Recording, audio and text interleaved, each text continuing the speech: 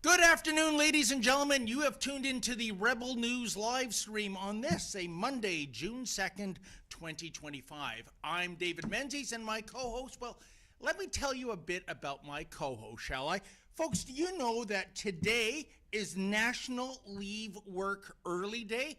My co host does not celebrate this day because, well, she's not employed by the federal government. She is the she-devil with the Nordique sweater. She is the Khaleesi of Quebec. She is the lovely Alexa Lavoie. Hey, how you doing there, Alexa? Good, but you're so crazy. What? No, at Rebel News, we are working really, really, really hard. So Oh, I we know. never leave early. Yeah, as do we all. I mean, imagine that, leaving early. I can't remember the last time I left early.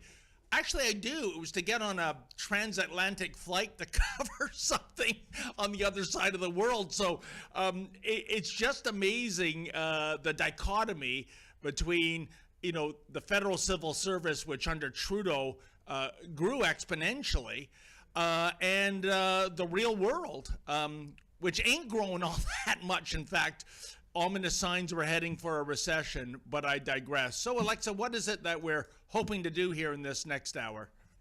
But we will touch a little bit of everything that is in the news right now. I want to apologize right now because I'm in a cafe. So I am the substitute today and I was not supposed. So if it's a little bit noisy, I apologize in advance. But we are here to speak about multiple topics. And if you want to send us a super chat, please feel free to send us same if it's just like a small comment through YouTube or Rumble.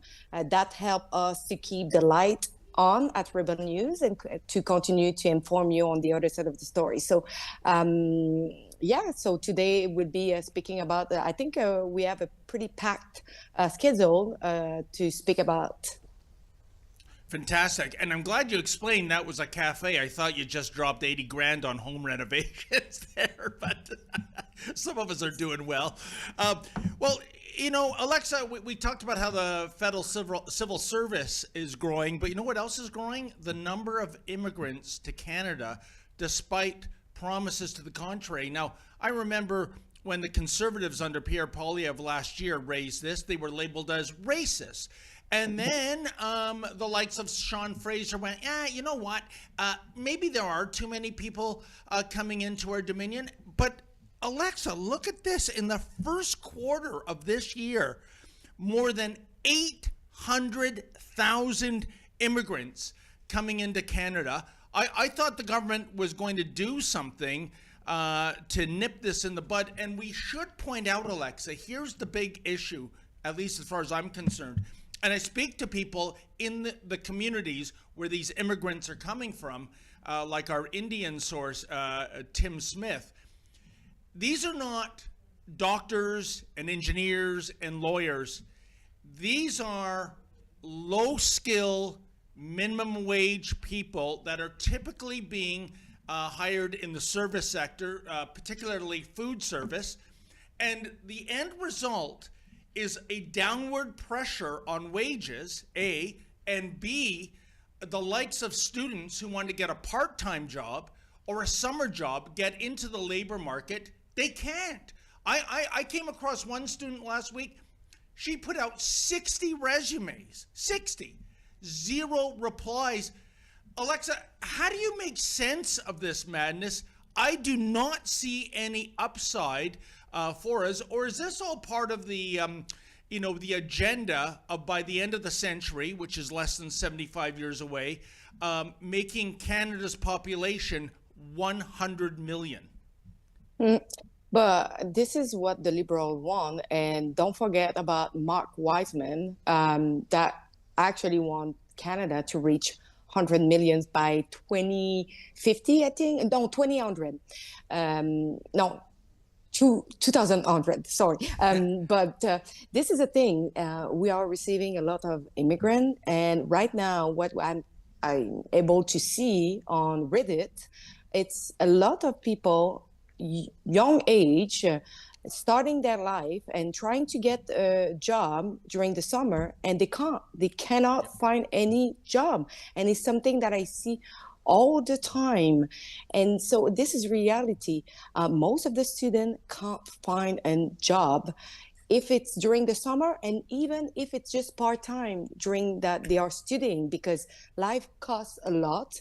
And a lot of people have a really hard time to afford their apartment, especially in Montreal. And listen to that.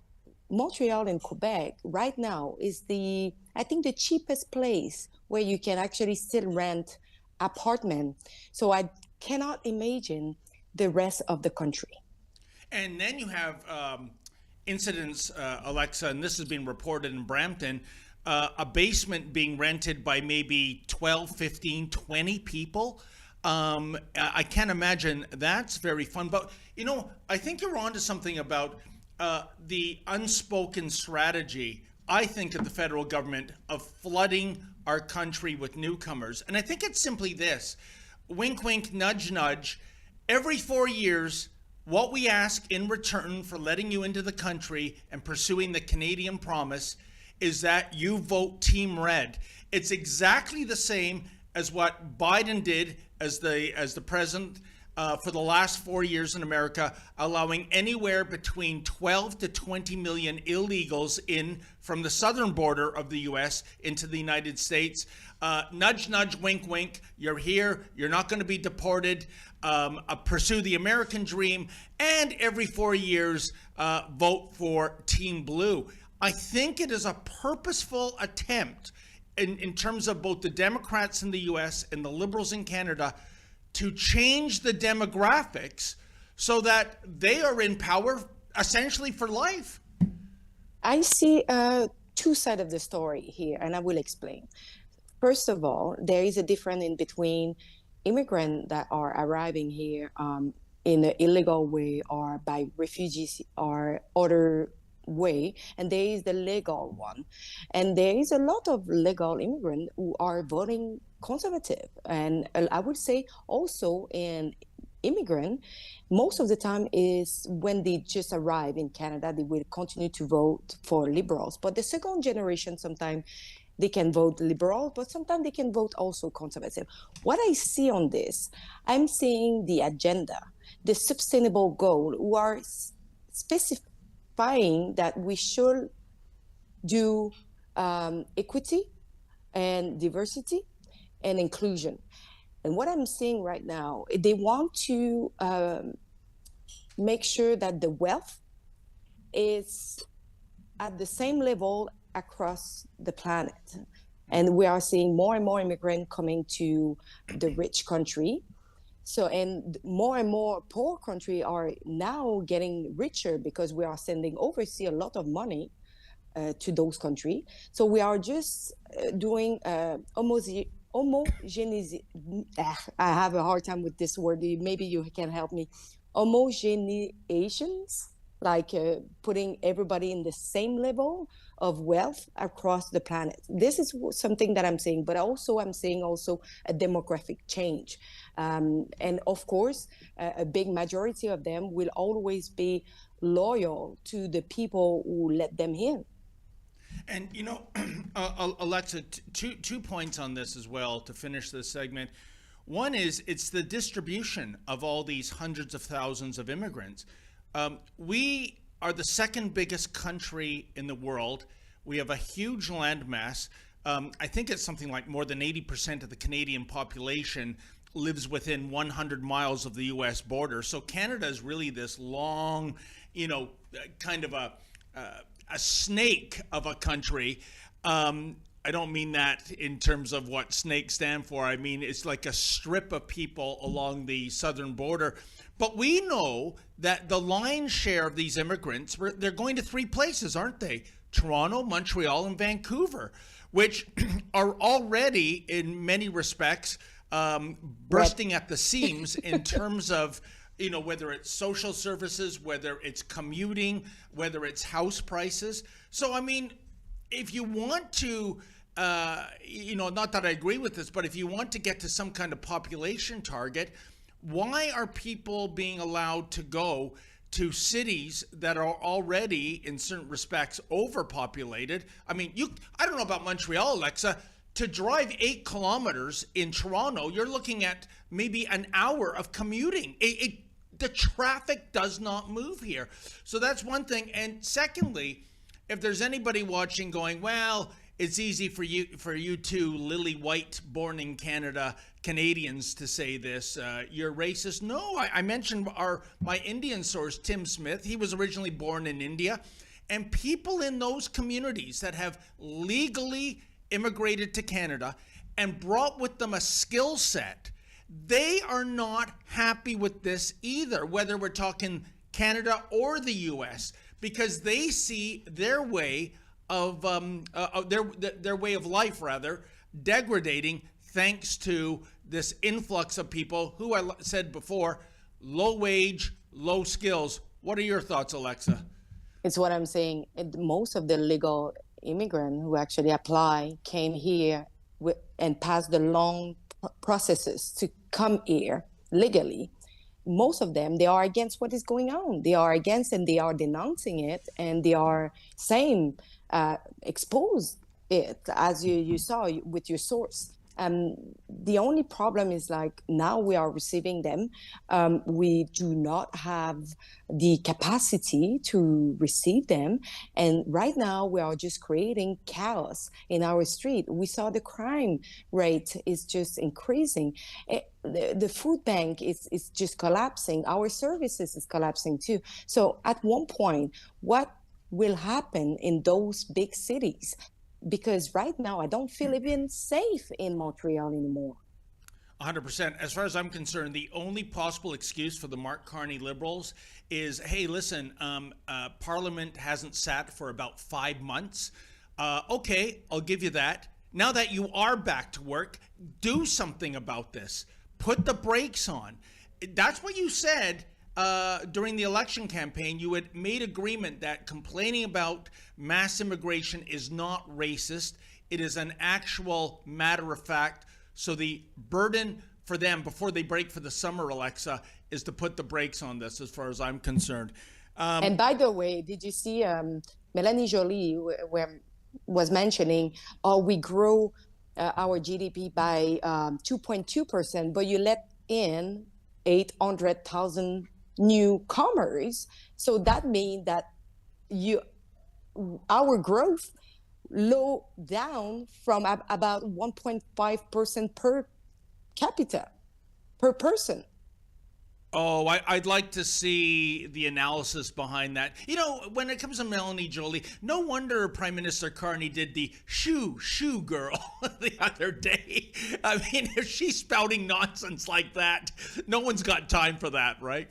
But Exactly. Going stateside, Alexa, a horrible event on the weekend in Boulder, Colorado. There was a pro-Israel rally. Maybe I shouldn't even say it was pro-Israel. It was people saying, free the hostages. I mean, this is not a politicized thing. These are people that are still captive by Hamas, still over 50, I believe. I also believe more than half of those hostages are dead, according to intelligence reports. And lo and behold, there was some kind of attack involving fire. I've read Molotov cocktails flown. I've read some kind of a homemade flamethrower. Wonder how you do that. But a couple of points. We see something here from Disclosed TV.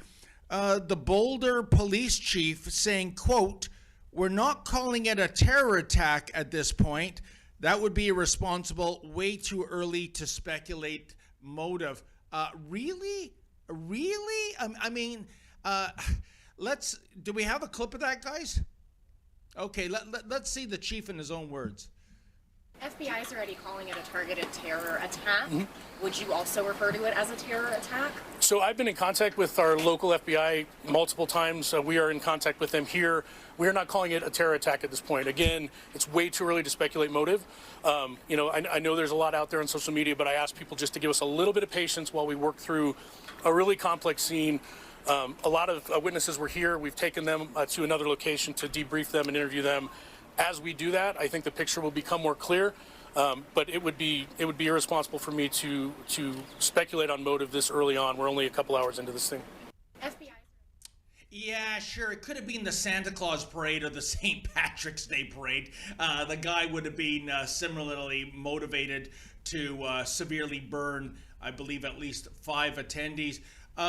Alexa, I think this is the problem with political correctness, now rebranded as wokeness, that you cannot speak the truth anymore if the truth means that some people are going to suffer from hurt feelings. That's not freedom of speech, that's censorship. But I think at this moment, political correctness, I think it's the time to put that aside and call the things as it is. And what we witness since more than a year and a half, and the increase, I don't know if you saw, but the RCMP have issued a warning of 488% increase in terrorism related charges here in Canada since a year. So if we are not starting calling it as what it is, we will face a wall sooner than we think. Yes, and I should point out, I don't have his surname, but the attacker, the suspect who's been arrested, his first name is Mohammed, and he allegedly yelled, "Free, free Palestine." I don't know, Alexa, sounds a little terroristy to me. What about you? But I would say that what do you need more for going forwards and saying, oh, it is or is it not a terrorist attack? That was literally the definition of a terrorist act. You are calling for free Palestine, and afterwards you are attacking someone with, I think it was Molotov cocktail. So what do you need more as a proof? Literally.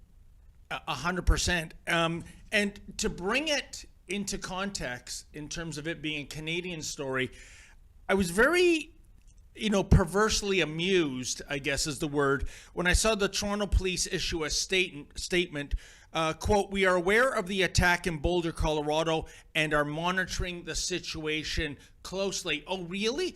I say this, Alexa, because just a week ago Sunday, Ezra and I and other members of the team were out covering the Walk with Israel. Over 56,000 people participated. And I don't know if we have footage of this, but I came up to one of the pro-Hamas demonstrators who was blocked off by a wall of police, and he had what I pray is a replica hand grenade. But, we don't know. Anyways, I said to the police officers who were like an arm's length away from this man, "Officer, are you not concerned? Aren't you going to check that to see if it's real?" Remember, this is right in front of thousands and thousands of pro-Israel marchers walking by. If, God forbid, that was a real grenade, Alexa, there could have been incredible carnage. There could have been a dozen people killed, and yet the police didn't seem to give a rodent's rectum. There's the photo, Alexa. Check it out. There's the grenade. There's the police, of which there were many. In fact, the police that day outnumbered the people I like to call the Hamasos. And but no big deal there. I'm telling you, Alexa, if you tried to get on an airplane at Pearson or at your airport, Pierre Elliott Trudeau, with that, even if it's a toy, you aren't getting on your flight.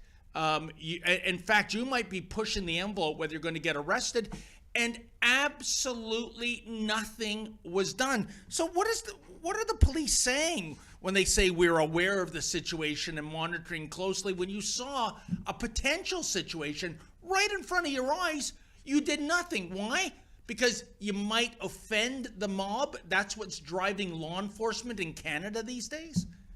But you saw, like, just here in Montreal, those protesters have the bomb belt, the smoke bomb belt, they are walking into the street. We don't know if it's smoke bomb or something else, but they are just walking with it, and nobody asked them to remove it. Same if smoke bomb in public, it's not supposed to be legal, but it seems like, hey, one law for thee, one law for me, and this is a reality right now. And by the way, Donald Trump did react to it on his Truth Social. He wrote that it will not that this attack will not be tolerated in the United States of America, and he said that. Of course, he called out the Biden's ridiculous open border policy, and that he say it must go out under Trump policy. So act of terrorism will be prosecuted to the fullest extent of the law. This is yet another example of why we must keep our borders secure. And by the way, they were warning that Canada will be a threat to the United States just because of what we are seeing right now, and our authority are not doing anything for stopping it. So I'm pretty sure that soon they will do something to stop and to check every single person crossing into the US, and I would not be surprised of that. And you know, Alexa, as you were speaking, our team put up Donald Trump's tweet, or I mean his True Social posting, regarding this person. Evidently, he is an illegal that came in through Joe Biden's open doors policy at the border. And look what we have. You know, this begs the question, Alexa. When he's arrested, detained, and maybe even sent back to God knows where he came from, do you think some Democrats are going to fly over and give him comfort and stand in solidarity regarding his legal and constitutional rights? If that is to say, if he isn't incarcerated in the U.S. But again, it's absolutely shocking. It goes to what we were speaking in the first block, that when you have an irresponsible immigration system, when you have open borders, you don't know who's coming into the country. In fact, Alexa, if I was running a terrorist organization, I think it would be irresponsible of me not to have agents go in, because if they're being treated with kid gloves as opposed to being stopped at the border, why wouldn't you take advantage of that incredible lapse of security?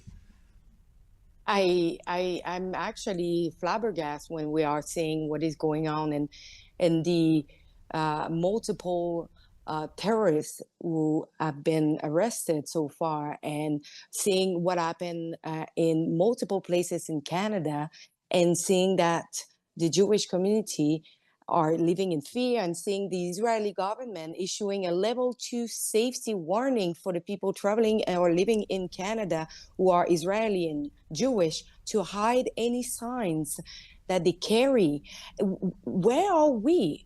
Are we in Canada, or are we somewhere else? Because it's something that I do not understand right now. Me neither, Alexa. And we know from the stats that the Toronto Police itself released, Jews in Toronto comprise less than 4% of the population, but they are targets of more than 40% of the hate crimes. It's completely disproportional. And when you have police, and it happens in Montreal, we've seen it there, when you see them turning a blind eye and a deaf ear to chants for genocide, which is contrary to Section 319 of the Criminal Code, when you see them turning a blind eye to people displaying swastikas, dressing up as Sinwar, the terrorist mastermind of October 7th, 2023, what do you expect? The mob is further going to push the envelope. And I say, Alexa, if we crack down on this on day one, some 20 months ago, I don't think this would be a thing. But instead, cracking down? Are you kidding? In Toronto, the cops deliver the Hamassos coffee and Timbits on cold days. It's outrageous. And by the way, imagine for a moment that the situation is reversed. Oh, yeah. Would you see the public outrage and all the media covering that, and all the politicians like getting crazy about it? You know, Alexa, I would say this. I wonder if somebody will ever put it to the test. I would advise no, because I think I know how that story ends. If a couple of people showed up to a mosque for a peaceful demonstration, you were going to be taken down in a New York second. I am telling you that. And I am comparing apples with apples, because in the GTA, we have seen the pro-Hamas people target Jewish synagogues with all kinds of horrible and hateful rhetoric. We have seen them target Jewish schools, and nothing seems to get done. But I'll tell you, you do that in front of a mosque, you're going to be in the cooler in no time at all. Again, the double standard and the selective law enforcement in our dominion right now on this issue, Alexa. And there is also like the fact that you do not do a protest in front of a place of worship. You do not do that. So the fact that they are daring of doing it, stopping people for going to the synagogue and just trying to be in peace, that just show how devil they are. Yeah, but you know what, Alexa? Shame on you. You got to get your priorities in order. I mean, the Toronto police, they all got together recently. Oh, not to condemn the hate in our streets, but rather, yeah, you guessed it, raise the pride flag. Oh, I'm sorry, the pride progress flag. It keeps evolving. Yeah, there you go. You got the triangle. You got the little purple flurple. I think that's for intersex, whatever that means. Two spirits. By the way, I want to talk about that so-called pride progress flag. There's Chief Myron Demke, by the way, saying all the right things. Worst police chief in Toronto's history. And given that Bill Blair was a chief once upon a time, that's saying something. But, you know, I'm very curious. You see the stripes that are black and brown, and that is supposedly to include brown people and black people. Oh, goodness gracious. Sergeant Rob Chevalier is there. I know this guy. He calls his niece a nibbling because he's unsure if his niece is male or female. I swear to God, I'm not making it. A nibbling sounds like a brand of licorice. But the point I'm getting at, Alexa, is I thought that flag was all about sexual orientation and gender identification. What does race have to do with it? And why are they obsessed about two groups on the racial spectrum, brown people and black people? Can you make sense of this? No, I don't. And by the way, at the beginning of all this, it was just LGB and it was nothing else. And now we are just putting like a melting pot of everything in one flag. So at the end of the day, it's just because they want to get more and more and more people, like more and more inclusive, for having more and more people to stand up for them. Because at the end of the day, why would you do that? Because LGB was actually for sexual preference and everything went well. I grew up in those community and everything was going well and everybody like was able to live a normal life with everybody, and I didn't see that much hate when I was young. And now we are seeing that more and more people are intolerant, reticent, and there is more and more backlash.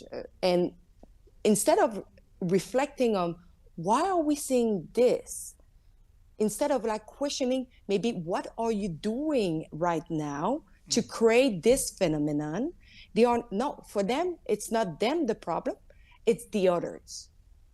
Well, you know, Alexa, my issue is this seeming obsession with this tiny splinter group of society. By that, I mean, Pride used to be Pride Day, June 1st. Then it became Pride Week.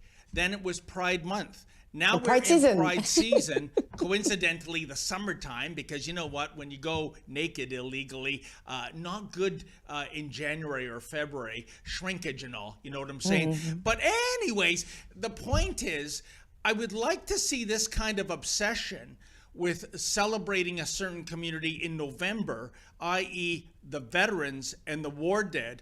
We spend, you know, the 11th hour of the 11th day of the 11th month, we have a celebration, we have a ceremony rather, and we move on. But this, you know, it's almost like a fetish of every day, every week, every month, at least in the summertime, has to do with pride.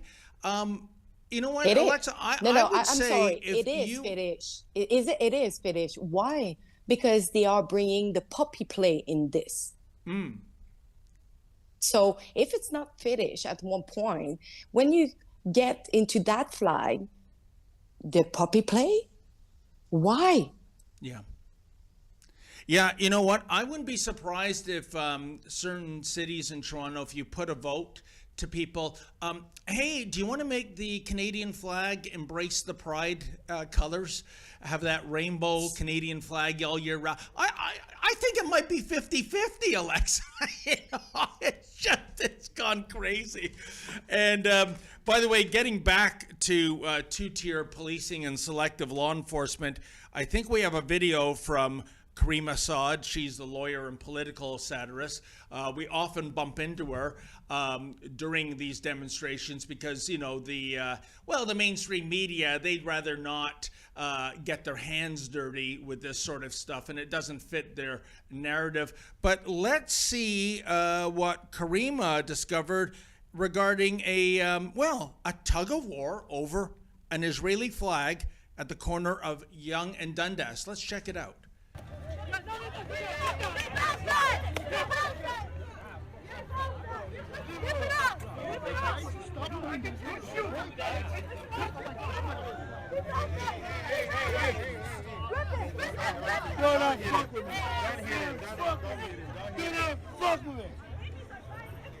That's assault. Don't do that. No, free foul. Come on. I'm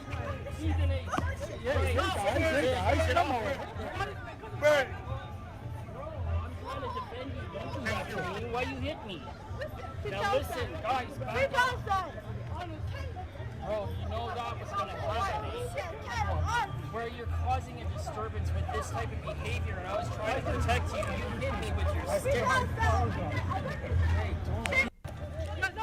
Oh, okay, Alexa. According to my scorecard, I see at least 3 crimes there: assault, theft, vandalism. And yet you're telling me there were no police officers at the busiest intersection in Toronto, right in front of the Eaton Centre. Now imagine, because I can tell you this, when you go to these pro-Hamas demonstrations, seeing a Canadian flag on display is like sighting a unicorn. It's Palestinian flags.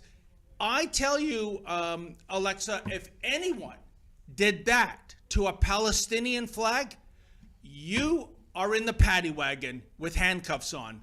Again, can you explain what the police are thinking, what the agenda is in this despicable two-tier law enforcement? But first of all, you know that it seems that in Canada, Islam have a really, how I can describe that. They are protected more than every other faith in Canada. But first of all, because they don't want to be labeled as racist, they don't want to be labeled as Islamophobe. And now we are seeing them that we cannot criticize them, we cannot speak against them, we cannot do anything against or criticizing or anything. So right now what we are seeing is like they can attack Christian or Jewish, but in return, nobody can criticize them or point out what they are doing. And again, I wonder how many of these people at these pro-Hamas rallies are even Canadian citizens. I know last month I did a story of a guy getting sanctuary at a Toronto mosque. He's from Yemen. He's here on refugee status.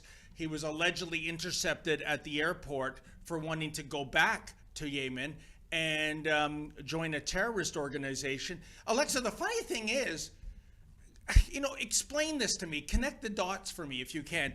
If you're claiming refugee status, so I'm fleeing Yemen, oh, but you know what? I go back every once in a while for, maybe holidays, maybe a little shopping, maybe a little terrorism. I mean, isn't your case disqualified right there? Because it's supposedly we're harboring this individual because it is threatening to his life to stay in his home country. This is crazy. Well, first of all, from my personal opinion, if you claim a refugee status because you are being persecuted from home by the government and by the religion or by whatever it is, you should not have the right to return in your country.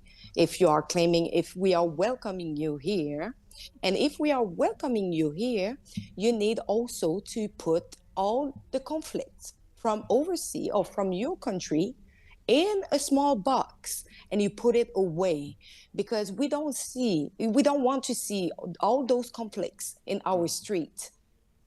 Well, on the plus side, Alexa, at least the Liberals didn't cut this guy a $10.5 million check for suffering from hurt feelings and insensitive comments.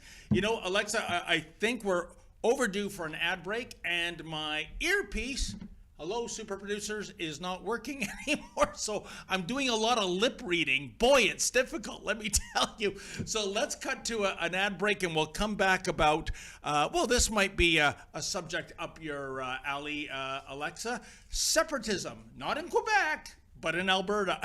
Oh.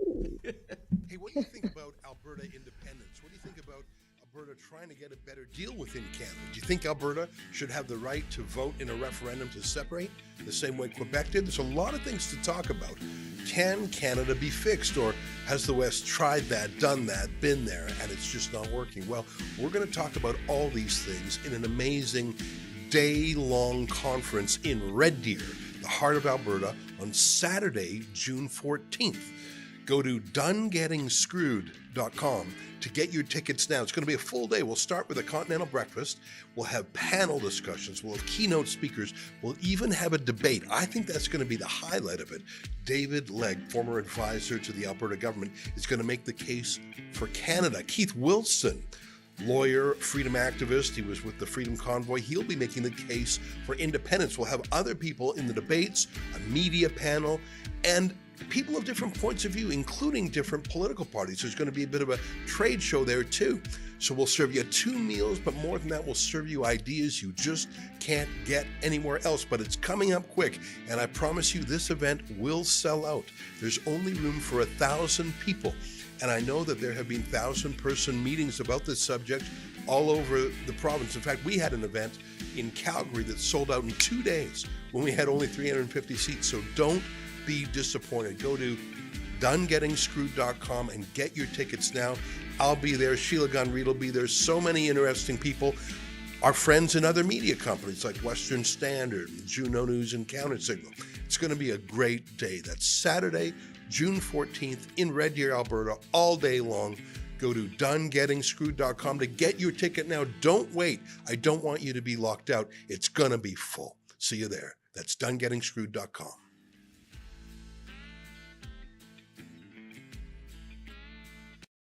Canadians know the national anthem.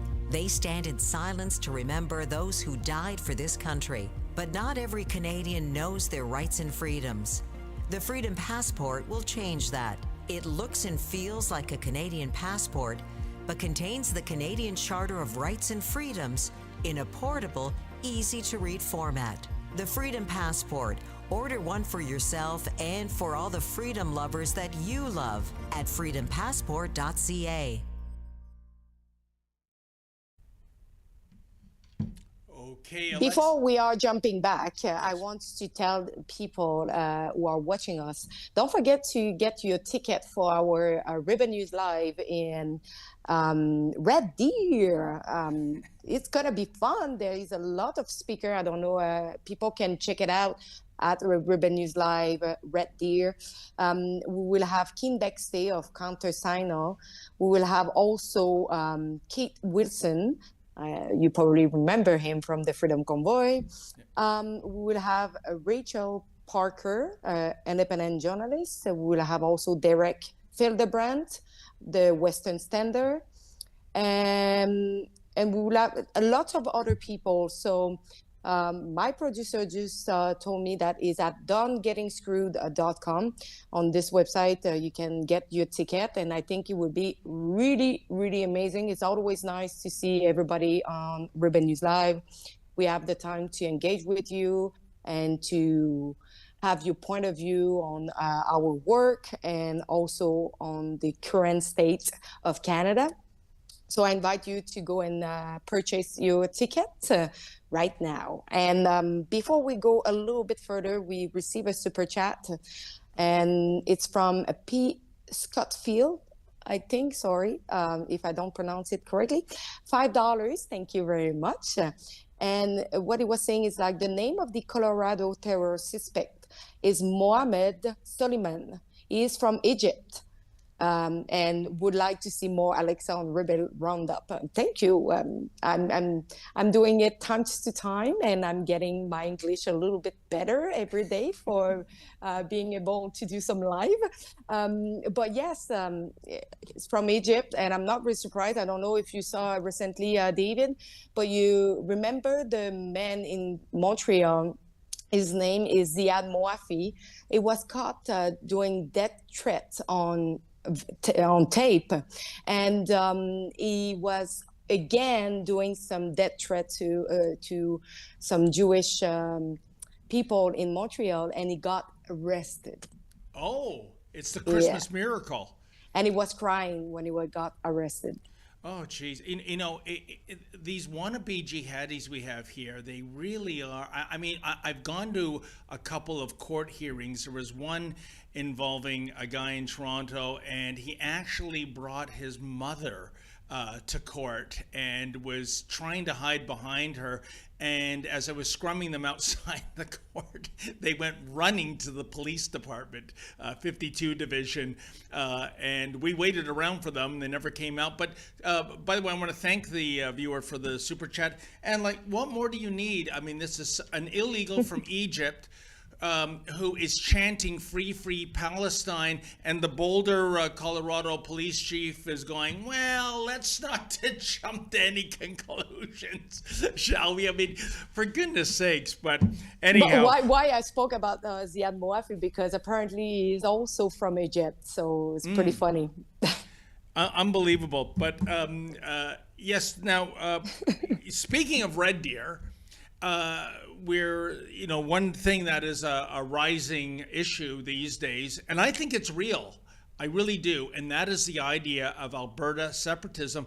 You know, Alexa, I think you bring a unique perspective to this, because we saw in 1980 and then in 1995 referenda in Quebec about separating, or, well, there was one kind of, you know, nebulous question, sovereignty association, which I kind of interpreted as, yeah, we want to be our separate nation, but we want to keep our fingers in the till, if you know what I mean, and keep getting transfer payments. So, I mean, pick a lane, for goodness sake. I would say, Alexa, that in 2025, in Quebec, I don't think a separation mandate could succeed. I think there's been so many demographic changes in your province that if you couldn't do it in 1980 and 1995, I don't think there's any hope of it happening in 2025 or beyond. But Alberta, that's a horse of a different color, I would say, and I completely understand the cause for separation. The fact that you've got trillions of dollars of mineral wealth purposely trapped underground by succeeding Liberal governments and hurting your livelihood, and yet you're still you're still cutting checks via transfer payments to the rest of Canada. So I guess, you tell me, does Alberta have a case for separation? And am I right in my premise that separation is deader than disco in Quebec? But I would say that they have all the rights and all the reason why they want to separate, why they need like the rest of the country. They are the most richest province in Canada. And I would say in Quebec, I think the separation movement it's about maybe 30% or maybe less than that, so it's not there at all. And we know that we are going to an election in 2026. I think it's at the end of the year, or maybe it's next year. I need to check that, but we are going to an election pretty soon. And we know that François Legault is decreasing in the poll, and now we are seeing the Parti Québécois. And the Parti Québécois, it's the separatists party, and we know that they want to run another referendum on the sovereignty. But the thing is, they don't have the support. They don't have people will vote for them, but they are not in favor of the separation. It's really crazy in Quebec. You're voting for a party who the first mandate, what they want is to run a referendum, but you don't want it. So why are you voting for them? So anyway, Quebecers are on not really understandable, but the thing is, Quebec, I would say I do not understand them. But the thing is, we are sitting in Quebec in the most unexploited reserve of natural gas. We have a lot of oil. We have a lot of critical mineral. And all this is not exploited. So I can understand that Alberta is saying like Quebec receiving a big part of the equalization payment without extracting their own resources, what can make a huge difference for Canada and for other provinces. We are not doing our part, and I'm sorry for that, and I can understand that they are done being screwed by the rest of the country. Yeah, and you know, what I find just exasperating to understand, Alexa, is that the Quebec government, of course, is saying, no, we're going to be an oil-free province, an oil-free zone due to climate change. No, you're bringing in oil from Saudi Arabia. Is that correct? Not anymore. Not anymore. Oh, that's ended? Now, 100% of our oil is coming from US, but it's because Alberta oil is coming from, it passed by the US. So now we have maybe 50% or something like that. But we ended, I think, it's what I actually found on the Quebec government, that now it's mainly US and Alberta for the oil, yeah. Because I was just, I know at one point Quebec was heavily reliant on Saudi oil, and our beloved boss man, Ezra Levant, he wrote many years ago a great book called Ethical Oil, and he was making the case for, you know, Alberta oil in terms of environmental standards, in terms of labor standards, things that do not exist in so many nations in the Middle East. So why would you be adverse to having something ethically and domestically produced, and yet bringing in oil from countries that, let's face it, are quasi-dictatorships where human rights is not really a thing? So at least Quebec has changed its ways that way. But nevertheless, my argument stands for Albertans who have trillions of dollars of oil, gas, liquefied natural gas, and they can't get it to market because you have Trudeau saying to the leaders of Germany, Japan, Greece, there's no business case to sell you 2/3 of $1 trillion of liquefied natural gas. I mean, Alexa, can you think of any energy producing nation in the entire world that puts the brakes on its own production like Canada does? It's ridiculous because, listen, we are bringing oil and gas from other provinces and from other countries when we are sitting on it. Yes. We are currently sitting on it, and we are not exploiting it because we are saying, oh, we need to be so green. We need to reduce our emission. I'm just like, come on, we can help the whole world to decrease their emission by extracting our own resources that is ethically better for the planet. And you know, Alexa, I remember back in early April, Lincoln Jay and I went to a Pierre Poilievre a press conference and then a rally in St. John, New Brunswick. And Mr. Poilievre made a really profound point that St. John, New Brunswick, the port, that was going to be the final destination for the Energy East pipeline. Translation, 1.2 million barrels of oil per day would be coming into the port of St. John, getting on tankers, and going, guess where? Europe, not the US. And so talk about win-win. Exploiting our energy wealth in the West, and B, going after new markets, not being reliant and dependent on the U.S. market, but it's dead. And, well, as you saw from most of Atlantic Canada, they still voted Liberal, elbows up, whatever the hell that means. I just think this is madness. But it'll be interesting at this Red Deer conference, because I think we have something in the works. We might have a three-way debate. The case for separation, the case for staying in Canada, and the case for becoming a 51st state. And that's not Canada, that is Alberta. And I'll tell you, if I'm President Trump, I don't want all of Canada, Alexa. I want Alberta and I want Saskatchewan as the 51st and 52nd states. That's where the mineral wealth is. And secondly, for life, those will be Republican Electoral College votes. If you're going to bring in most of left-wing Canada as part of that 51st state, be careful what you wish for, because I would argue with the mindset we have in Canada right now, most people would vote Democrat. And do you really see the U.S. having like a French province that they need to deal with? And they have like the Bill 101 that actually say that our official language is French. So I'm sorry, I'm staying.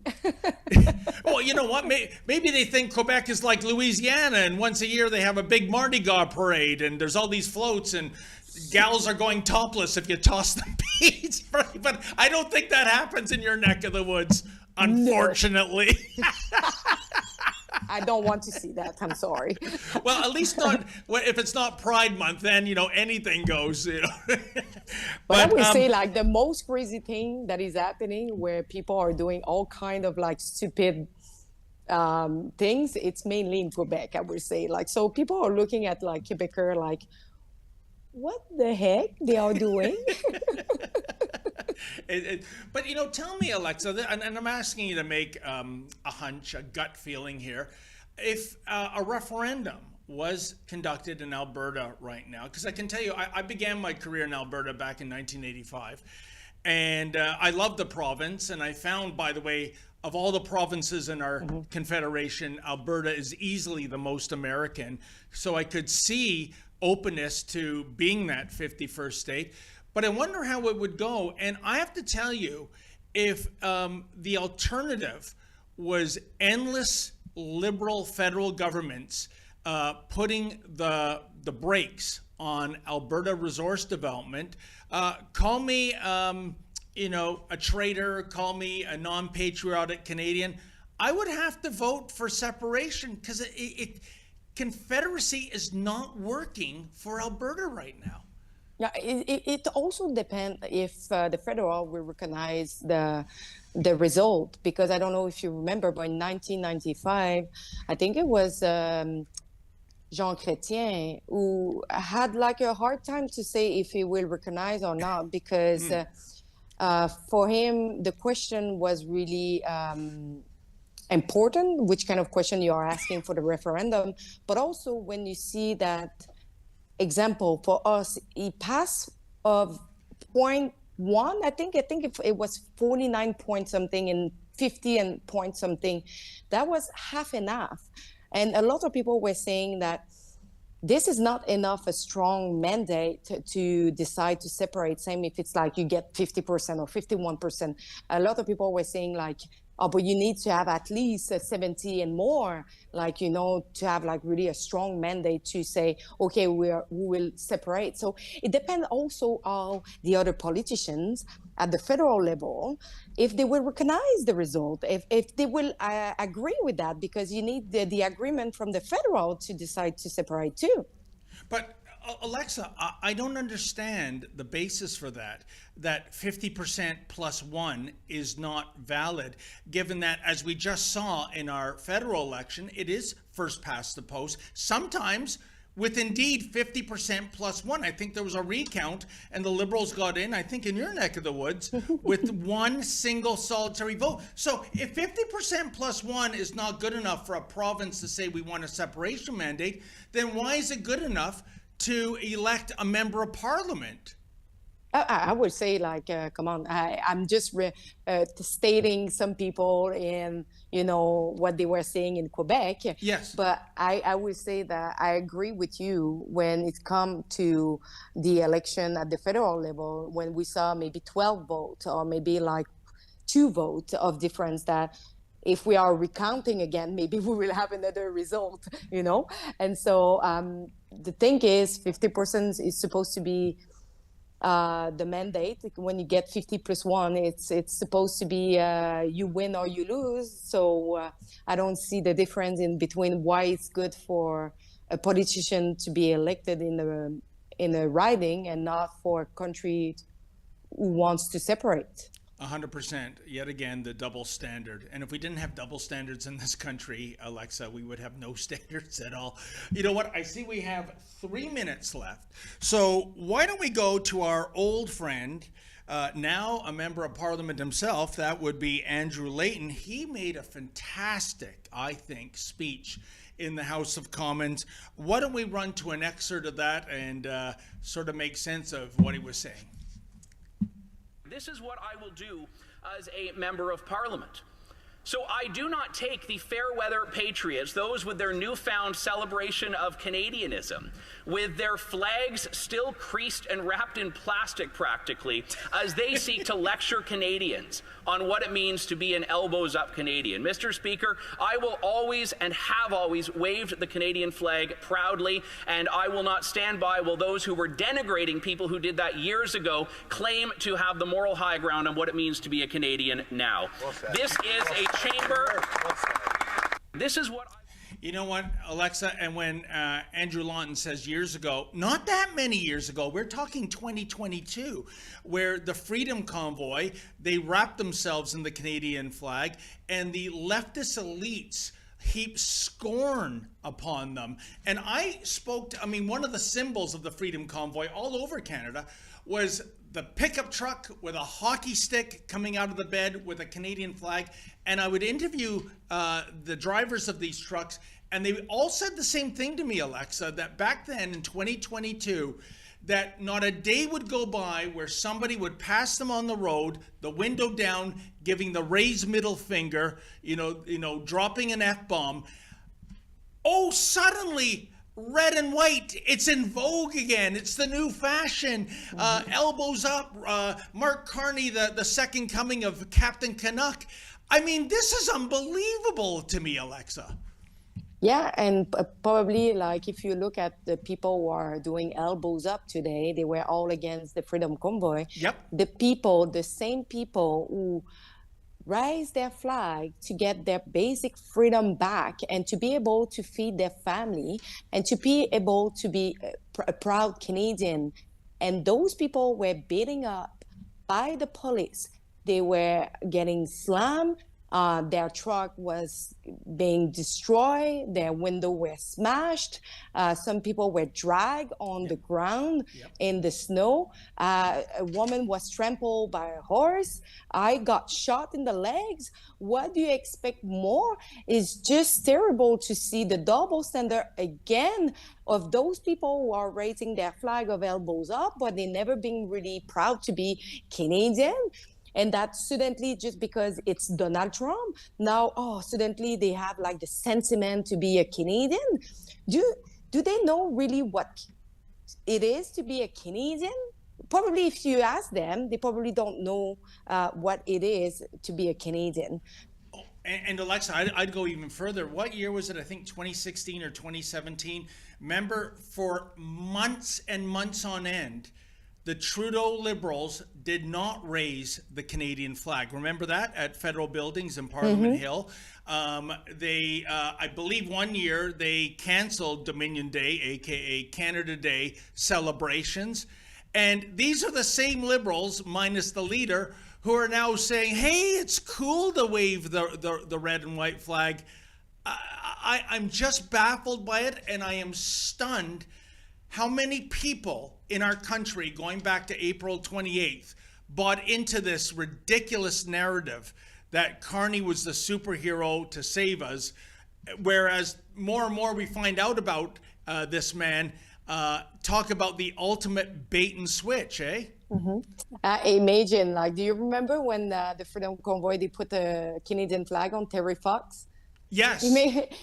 That was truly what it is to be Canadian, Terry Fox and the Canadian flag. Imagine if they are doing that today. They probably will not be outraged as they did with the Freedom Convoy. So yeah, we are seeing like today a really double standard hypocrisy from those woke leftist people who believe in we can be Canadian when only we want to be, and I find that pretty sad. And you know, Alexa, I'm glad you brought up the Terry Fox statue, because I want to make something very clear. I never got out to the very first weekend of the Freedom Convoy. I was just recovering from an illness, but I was listening to the radio on the Saturday of the first day, and I was listening to 680 News here in Toronto, and the reporter reported that the Freedom Convoy members had vandalized the Terry Fox statue. And I remember putting my head into my hands and I go, oh, you dummies, how could you do that? And then I learned the so-called vandalization was making a cape of the Canadian flag around the Terry Fox statue. And if you're going to argue that that qualifies as vandalism, okay, then why, pray tell, during the Pride March in Ottawa, the Terry Fox statue is routinely draped in rainbow flags? Is that vandalism too? And when we are seeing all those statues being vandalized, really vandalized by those anti-Israel who are painting and putting all kind of like stuff on those statues, really important statue, but there is no public outrage regarding that. So again, it just shows like how a certain part of the population have the rights to express themselves, and the other one can't because it's just for them is inappropriate, and it's inappropriate views, and they are extremists. They are extremists because they are carrying Canadian flag. Yeah, it is just incredible, and that is a great point. When you look at statues of, say, Sir John A. Macdonald being routinely vandalized, the role of government and law enforcement is not to press charges of vandalism, but it's to either dismantle the statue and put it away in some warehouse, or, as we've seen in Ontario for the last 5 years, putting Sir John at Queen's Park in a wooden coffin. Can you imagine, for 5 years? That coffin's coming down this summer. I'm not sure which day, but it'll be most interesting to see when the thugs of Antifa or Black Lives Matter, or more recently the Hamas holes, come out to denigrate it. Let's see if these people are charged, because that's the way you deal with it, not canceling our own history. Well, Alexa, I see we're just 5 minutes over time, and we got... we have a super chat Oh, before. well, we always put the brakes on for that. So we have Alberta Dunn, $5. Thank you very much. So Quebec got $15 billion from Alberta last year and bans pipelines. Did Carney put in a law to protect Quebec dairy? No migrant should be able to sponsor a relative until he hasn't received Bennett for 3 years. Is it benefits or Bennett? I imagine. There is a lot to unfold in this super chat. I would say yes, Quebec received about $15 billion from the equalization payment. And yes, it's true, they are banning pipeline. But I will say to every Canadian right now, François Legault is saying that he's looking into a partnership to build pipeline here in Quebec. But the thing is, François Legault do not have a long time left in front of him. If the PQ is winning, your pipeline will disappear in a second because they are anti-pipeline. For the second one, did Carney put in a law to protect Quebec dairy? We know that we have a cartel for the dairy here in Quebec. So everybody know it's not something that is hidden. And of course, they will continue to protect those cartels. That's for sure, because it's too costly politically to talk about it. or to address that cartel. Yeah, you're right, Alexa. Talking about the supply management system in Canada, which is not just dairy, but also turkey, eggs, and chicken, that is what they call in politics a third rail issue. In other words, you stand on that rail, you're going to get electrocuted. So none of the major parties, except, in fairness, Maxime Bernier of the People's Party has taken a stance saying supply management has to go. And make no mistake, this is a huge issue with the Trump government. The idea that with some tariffs, when you look at dairy, as much as 300%, so Mr. Carney's going to have to do a balancing act. On one hand, he can't alienate the Liberal base, especially in Quebec, in terms of tampering with supply management. But how do you explain that certain dairy products are subject to a 300% tariff coming in from the U.S. to Canada? I think that emboldens Mr. Trump's argument. So interesting days ahead. And by the way, the last point, and I want to address that, but it's true that if immigrants are coming in Canada and they cannot touch any benefit, any healthcare, any support from the government for a period of time until like they get or they get their citizenship or they get approved, I think if they don't get anything and they need to pay for everything that they need, that will actually maybe reverse the number of immigrants that we are receiving. I think it's in Sweden. Is it in Sweden that right now they pass a law saying that you can't touch any funding from the government or healthcare or any services until you get approved or something like that? Anyway, I think it's something that maybe Canada should maybe look into it, because right now people who are arriving, they are there, they are waiting for being heard. Sometimes it would take 3-5 years, something maybe more than that, and they get already free everything. And who would not want to benefit from that? That is a great point in terms of our first block subject, Alexa, in terms of the amount of immigrants coming in, over 800,000 in the first quarter of this year alone. The strain on our healthcare system, and we all have stories. I mean, last year I needed an MRI. I had to wait, I think it was 11 months. I got an earlier appointment only because of cancellation. But what do you think that's going to do to wait times, right? I mean, it's... and already we're throwing so much money at healthcare. And I'd like a two-tier healthcare system, because really, in terms of if you can pay for immediate treatment, what's wrong with that? That's how it's done in Germany. That's how it's done in France. It works there. But that, like supply management, that's a third rail issue. It never gets discussed. So that for me and you, if we need an MRI, we're waiting almost a year. But if you're a member of the Toronto Maple Leafs or the Toronto Blue Jays, you get it the very next day. Funny how that works out, right? I thought we were all equal. But as George Orwell said, all animals are equal, some animals more equal than others, I suppose. But it's really sad, because I need to bring something personal of my life. But my mom, at one point, she needed a really vital surgery.